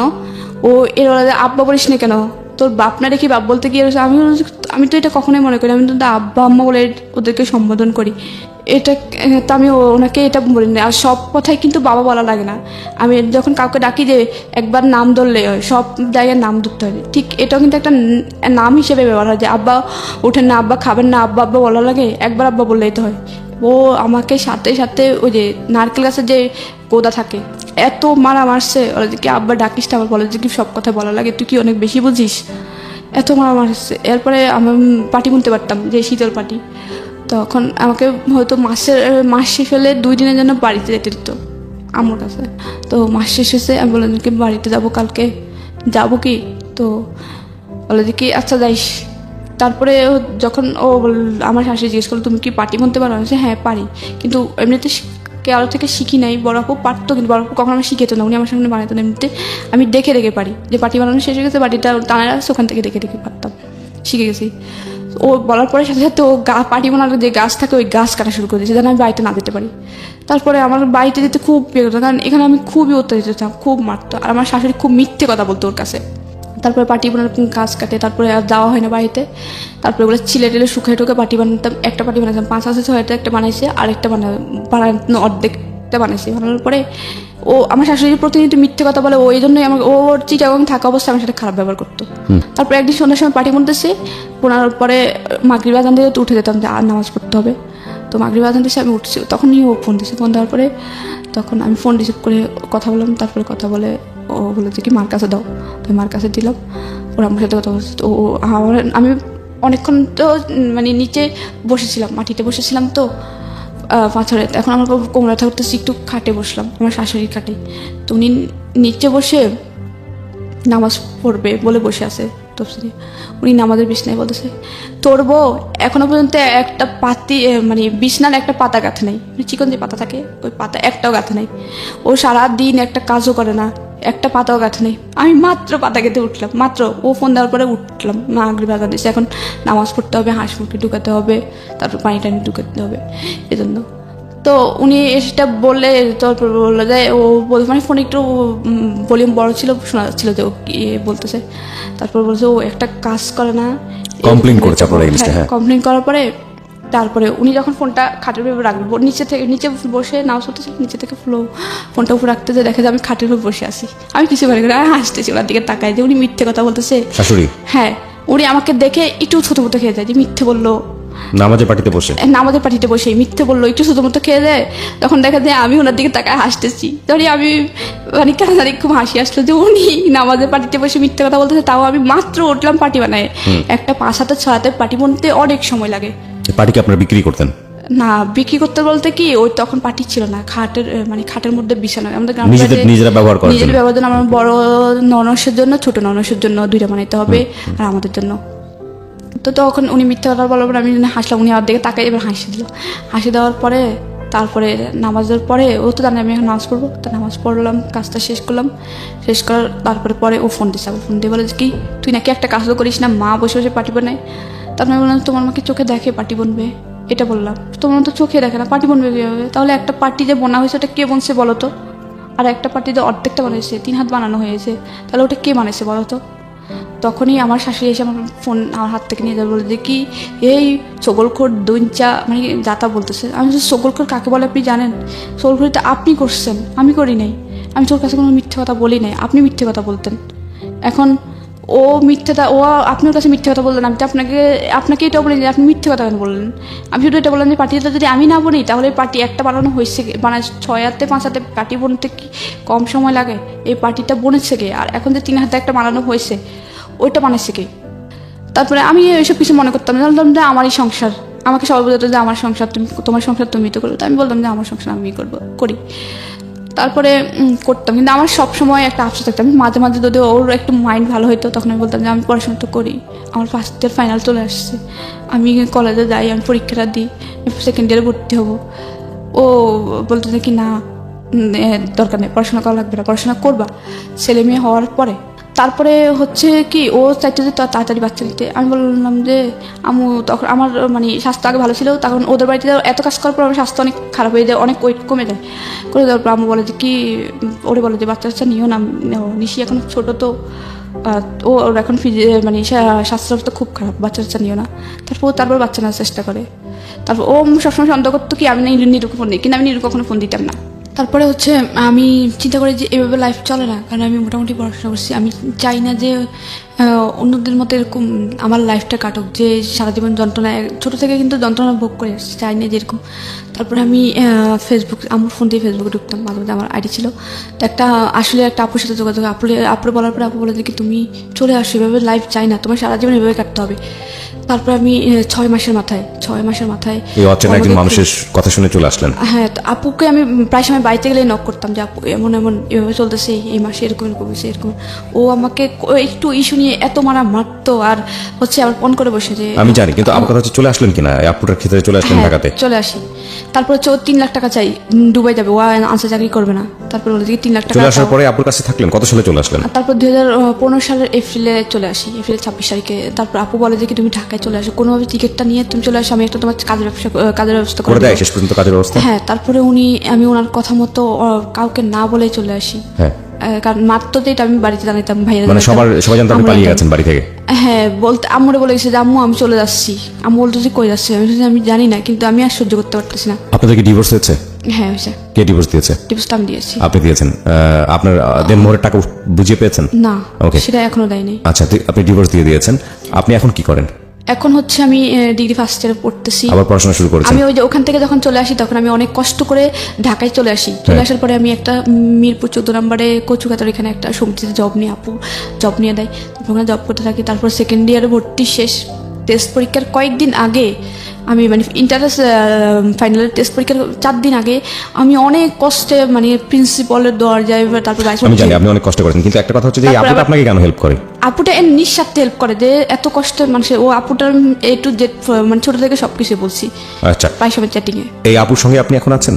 না, আপুর সামনে আপনার এখন চলে কিভাবে? পয়সা আসে কোত্থেকে? এখন আমি জব করতাম, কিন্তু আপাতত করতেছি না, মানে আমার জবটা চলে গেছে। হচ্ছে আমার একটা অ্যাক্সিডেন্ট হয়েছিল।